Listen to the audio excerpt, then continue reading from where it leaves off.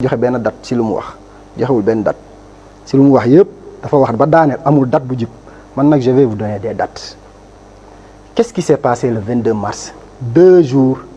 avant les élections présidentielles 22 mars 2024. Qu'est-ce qui s'est passé? Qu'est-ce qui s'est passé? Le DG de l'ASER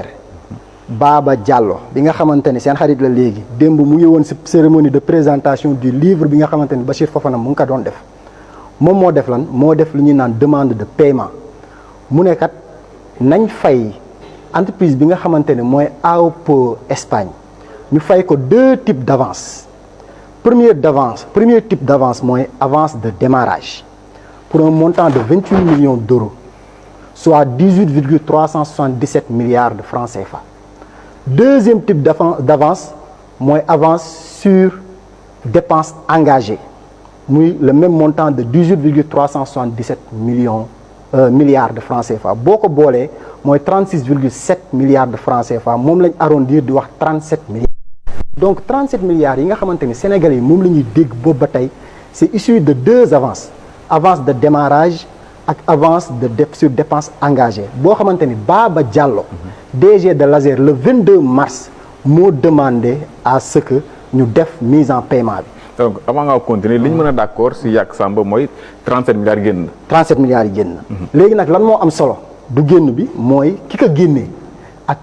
kan moo demandé ñu génnee ko kan la ko jox ak kan moo ko génnee loolu moo am solo donc pour expliquer procédure ASER si demande de mise en paiement foofu la yem c'est-à-dire ASER day demande day joxe comment dirais-je DODP ne leen mën ngeen fay diw donc le 22 mars boobu Diomaye sax nekkagul le président Diomaye accédégul au pouvoir c'était avant les élections on retient bien ñu dem le 11 juin 2024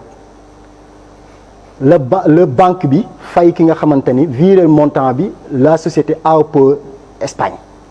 donc le 11 juin toujours sous la direction de Baba Diallo parce qu'il faut le rappeler Jean-Michel a pris service le 10 juillet 2024 ça veut dire que la demande de mise en paiement le décaissement loolu yëpp fekk fi Jean-Michel boobu Jean-Michel mu ngi France donc ñoom ki nekk seen xarit tey bi nga xamante ne mooy présent pendant les cérémonies de dédicace de livres ba jàppale leen ci quelques données mais kooku moo loolu noonu yëpp kooku moo nekkoon DG ASER ma continuer ba Jean-Michel ñëwee le 10 juillet le 1er août donc je donne des dates précises le 1er août qu'est-ce que Jean-Michel a fait Jean-Michel gis na ni ñaari avance génn na Jean-Michel a écrit à la DCMP mooy la direction centrale des marchés publics wax lan il a demandé à la DCMP ne leen est-ce que avance yi ñu jox waa ji parce que c'est des montants colossaux est-ce que avance yi ñu jox waa ji est-ce que méngoo na ak yoon parce que en interne à l'ASER li ñu constaté mooy respecté wul benn procédure interne je le dis loolu ñu génnee respecté wul benn procédure interne à l'ASER donc qu'est-ce que Jean-Michel a fait Jean-Michel a demandé à la DCMP le 1er août la DCMP a répondu le 14 août je suis très factuel mu ne Jean-Michel ki nga xamante ni moom mooy autorité contractante bi c'est-à-dire ki nga xamante ni moo signé contrat bi kooku moo war a vérifier est-ce que les factures et debours moom mii xam na ko bu dee Fasek la nekkoon les factures et debours moom moo war a vérifier ni conforme na méngoo na ak li ñu ko wax balaa muy demander l'exécution mooy DCMP lu mu wax mu ne Baba Diallo balaa muy génnee benn xaalis waroon na vérifier que ni waa ji dépensé na li mu wax loolu la DCMP tontu ki nga xamante ni mooy Jean-Michel qu'est-ce qu'il a fait toujours bëgg lu leer le 5 août mu demandé à la AOPO Espagne ne ko génneel ma sa bilan financier par rapport ak ce projet là fan nga ci toll loolu la Jean-Michel def yamul ci loolu mu dégg ni mu xam ni am na ay avances yoo xamante ne dañ koy def pour nga mën a exécuter marché mooy garantie yi donc dafa am ci marché bi 3 formes de garantie moo génnagum pour le moment je suis très précis première forme de garantie mooy garantie sur l'avance de démarrage deuxième bi mooy garantie bi nga xamante ni mooy avance des dépenses engagées troisième type de garantie bi mooy la garantie de bonne exécution garantie de bonne exécution xam nga mooy lan mooy bu jeexee bu marché bi jeexee dafa am benn 5% montant global bi mooy 91 milliards yi nga xamante ni mooy projet bi donc on explique aux Sénégalais aussi que montant projet bi du 37 milliards 91 milliards la 37 milliards c'était juste une avance donc troisième type d'avance troisième type de garantie boobu noonu mooy garantie sur bonne exécution donc mooy lan mooy bu ñu paree la société dafa war a bàyyi fii benn 5% ci montant global bi buy wane ni moom au moins bu affaire bi amee problème fii ak quelque temps Azer soit moom mu ñëw defar ko soit Azer utiliser xaalis boobu noonu pour mën a defar tey daa mel ni nga defar benn village li ñu ko defaree baaxul société bi bu demee bu nanguwul ñëwaat defar ko Azer mën na utiliser ces 5% loolu mooy garantie boobu léegi la société Sonac le Jean-Michel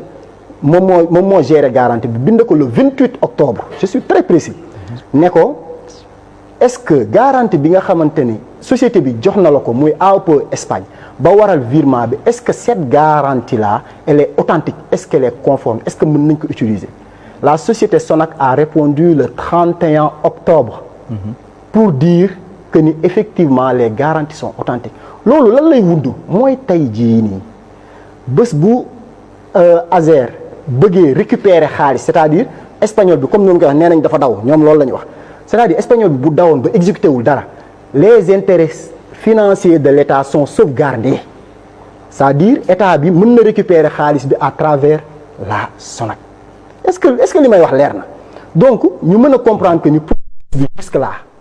vous me demanderez mais kon fan la problème bi nekk loolu la Sénégalais yi di posé wu fan la problème bi nekk effectivement problème bi mu ngi nekk si espagnol bi ba mu découvrir njuuñ njaaj bi nga xamante ni entreprise bi lëkkaloo ak moom au Sénégal te Seydou Kane jiite woon ko mu leer. AOPE Sénégal ba mu découvrir ay njuuñ njaay si la décider résilier son contrat parce que li am mooy par exemple li ñuy naan la banque Santander bi nga xamante ne mooy banque bi financé le projet Espagne mënul génnee xaalis te amul kum si lëkkalool muy une société espagnole bu fa nekk donc société espagnole boobu mooy AOPE Sénégal léegi société espagnole boobu nag mooy liggéey ak AOPE Espagne excusez-moi société boobu noonu mooy liggéey ak AOPE Sénégal pour wane ni pour ñu mën a lëkkaloo si marché bi société espagnole boobu noonu moo gis ni njuuj njaaj dafa am ak AOPE Sénégal mu résilier son contrat ak AOPE Sénégal ma première question bi ma leen laaj mooy li ma fi expliqué yëpp mu nekk des faits factuels fan la si responsabilité Jean-Michel nekk ba ñu war ko mën a tudd yéeg na fii jënd na fi fan la problème bi nekk effectivement mooy loolu